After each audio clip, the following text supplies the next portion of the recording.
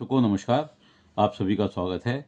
आज इस वीडियो के द्वारा मैं श्री अक्षय कुमार जी जो कानपुर के रहने वाले हैं, उन्होंने प्रश्न किया है कि पत्नी ने झूठा मुकदमा कर दिया है, कब तक छुटकारा मिलेगा। उनके दिए हुए समय के अनुसार जो उनका बर्थ चार्ट बनता है वह कर्क लगन की कुंडली बनती है, जो आपके सामने है।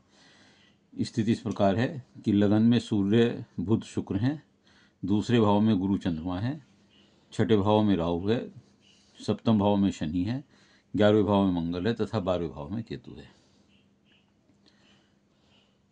लगन में सूर्य बुध बुधाते योग बना रहे हैं और बुध शुक्र मिलकर के लक्ष्मी नारायण योग बना रहे हैं। बहुत अच्छा योग है, लगन की स्थिति बहुत अच्छी है, लेकिन बस शनि की दृष्टि वहाँ गलत है।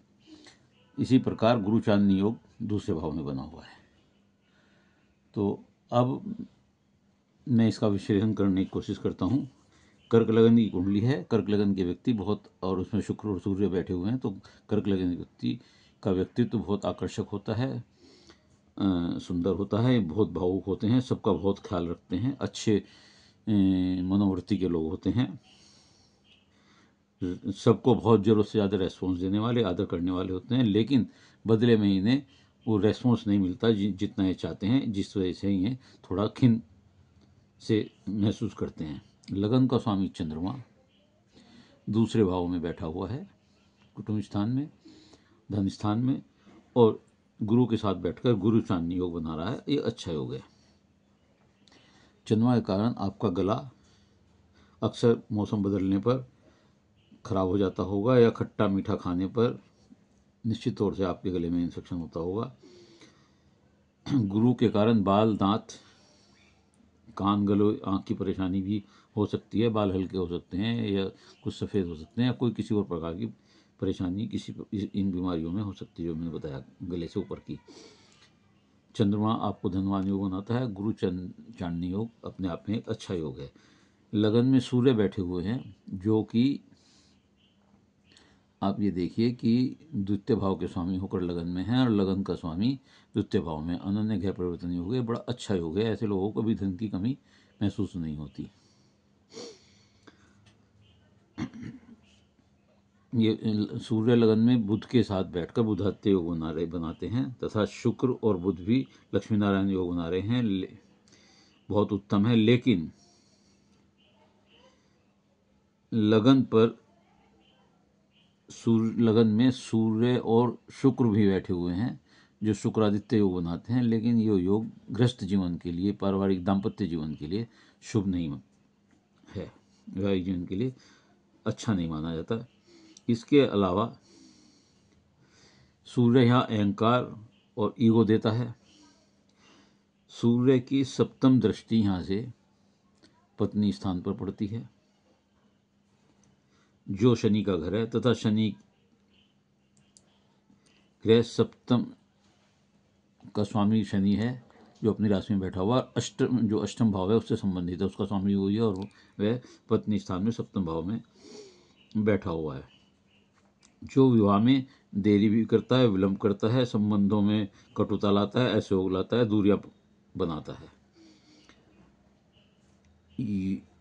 सूर्य, शुक्र और शनि के कारण यौन सुख प्राप्त होने में व्यवधान आता है। सप्तम भाव शनि भी वैवाहिक जीवन में, एक तो शनि की गति बहुत धीरे से होती है और देरी से कार्य कराते हैं, तो इसीलिए ऐसे लोगों का विवाह थोड़ा लेट होता है। यद्यपि शुक्र लगन में है, और शुक्र जो है सुखेश और धनेश होकर, आयेश होकर के लगन में बैठे हुए हैं, और सप्तम दृष्टि से पत्नी स्थान को देख रहे हैं। इसका मतलब ये होता है कि आपकी पत्नी सुंदर होगी, लेकिन उससे आपकी ट्यूनिंग ठीक नहीं होगी। लेकिन शुक्र यहाँ बैठकर ये संकेत देते हैं कि आपके प्रेम संबंध भी हो सकते हैं। शनि की तीसरी दृष्टि भाग्य स्थान में बैठकर भाग्य स्थान को सप्तम भाव में बैठकर भाग्य स्थान को देखती है, जो उनकी क्रूर दृष्टि होती है। भाग्य साथ देने में थोड़ा विलंब होता है, भाग्योदय भी थोड़ा लेट होता है, तथा इनकी सातवीं दृष्टि लगन पर है, और 10वीं दृष्टि इनकी सुख स्थान पर है। इसमें सुख में कमी करते हैं, भाग्य में कमी करते हैं और ये इस स्थिति में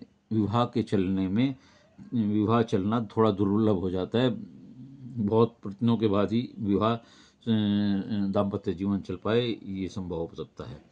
राहु छठे भाव में बैठ करके आपको रोग से, शत्रुओं से मुक्ति देते हैं।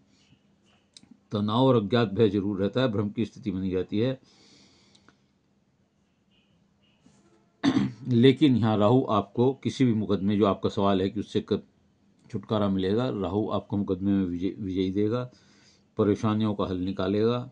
विदेश योग, भ्रमण, अचानक धन लाभ देता है, इसलिए आप चिंता न करें, आप जो हैं मुकदमे में विजयी होंगे।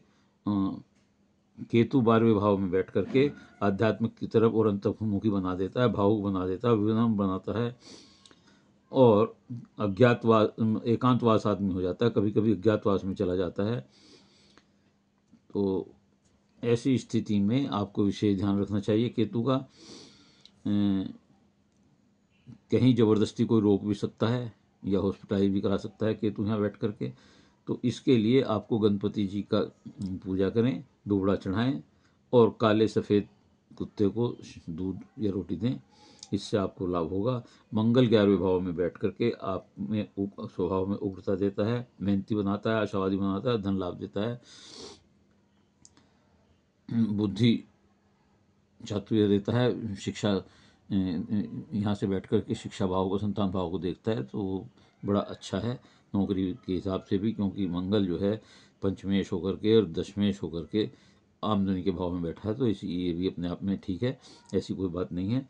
अब स्थिति ये है कि आपने जो आपका प्रश्न है कि जो मुकदमा कर दिया है वो क्या होगा, तो उसकी स्थिति यही है कि आपको मुकदमे की पैरवी ठीक से करें, लगन के साथ करें।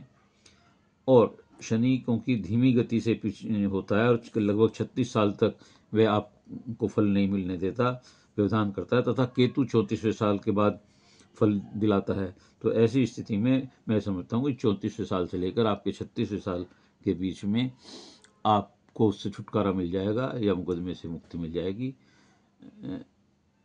तो आपका यही प्रश्न था। मैं उम्मीद करता हूँ कि आपको अपने प्रश्नों का उत्तर मिल गया होगा।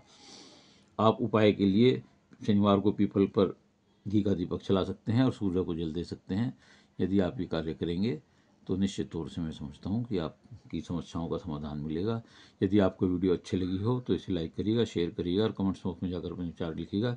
इसके अलावा यदि किसी और का कोई प्रश्न हो तो अपनी डिटेल भेजते हुए मेरे चैनल को सब्सक्राइब करते हुए अपना एक प्रश्न भेज सकता है। उत्तर अवश्य दूंगा, निःशुल्क सेवा है, लेकिन जवाब के लिए आप धैर्य रखिएगा, इंतजार करिएगा और मुझे सहयोग दीजिएगा ताकि मैं आप सभी लोगों की क्रम सूची के हिसाब से रिप्लाई दे सकूं। धन्यवाद।